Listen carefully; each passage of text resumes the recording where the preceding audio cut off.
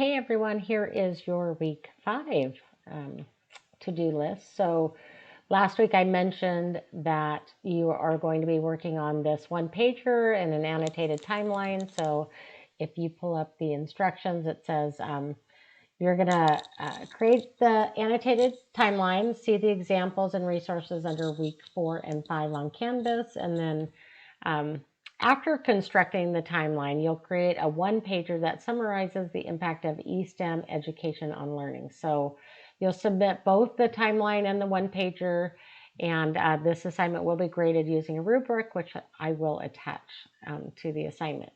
So if we go back to the resources, starting with week 4, there is some history on the environmental education movement. There's also a timeline here.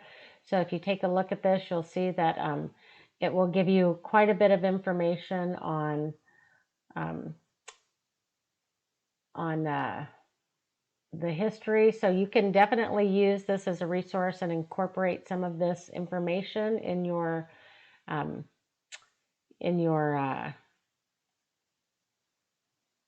use of this, and it works better if you're doing it on your own. So so that would be a good resource to start with. And then you also have just kind of the background on the roots of environmental education. And then here's just some looking at examples of annotated timelines. So thinking about what you might want to create, it would look something like this, where you're actually creating and including images and then a brief description of some of the events that happened over the environmental education movement. So that is the timeline examples. And then, so for the one pager, you're actually going to look at week 5. I included some. So this is the cult of pedagogy, kind of a one pager overview. So what is, kind of the ideas behind it. Again, this is more of a visual than a report. So just giving you an opportunity to communicate information in a different way, hopefully giving you some ideas for how to work with your students in your classrooms in terms of, what are ways that students can communicate information that they've looked up. So there's a podcast. There's also some examples of how students have used one-pagers. So what's the purpose of them and where were they, basically created? So these I often see in middle and high school now in education classes. So that's some examples of what a one-pager is. And then again, I think I've also included some that are particular to science. So you can look at some different ones that are related to science. So that's what you're going to do. So you can do a hand-drawn one-pager as they have done. You can do a digital one-pager where you're actually using digital images. Either works for me. So if you want to use this one is an example of a digital one-pager.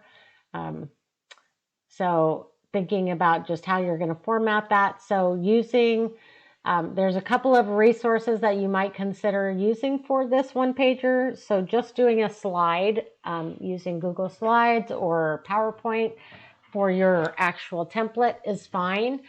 You can also use, a lot of students really like using a resource called Canva. So Canvas without the S. That easily lets you incorporate images and text and format it more in a newsletter kind of flyer kind of format. So that is your assignment for week 5. And again, the purpose of this is to, let's see if I can get up. That's not what I wanted. Get back to here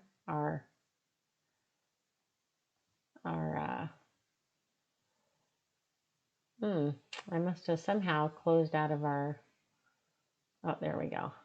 Got it. Too many tabs open.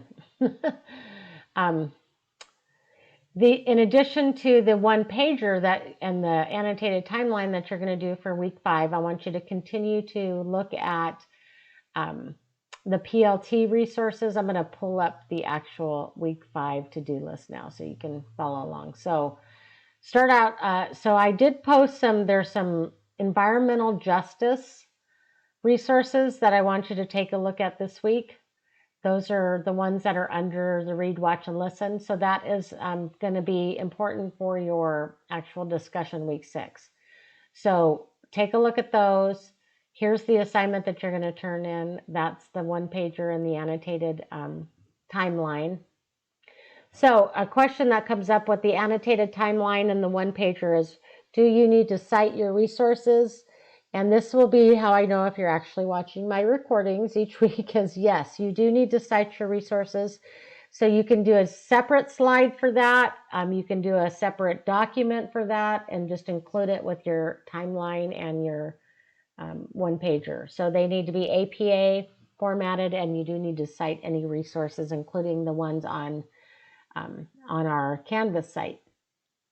So, so then going forward, continue to skim through your PLT book, looking at that curriculum, look at the history of the PLT, Project Learning Tree curriculum, and then going forward, starting week 7, we're going to start evaluating. I think it's week 6 or 7, we're going to start evaluating curriculum. So that's your week 5 to-do list. Hopefully that will be actually some fun projects, maybe doing something different than just writing papers.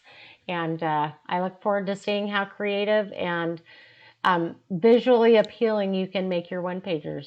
So have a good week. Talk to you soon.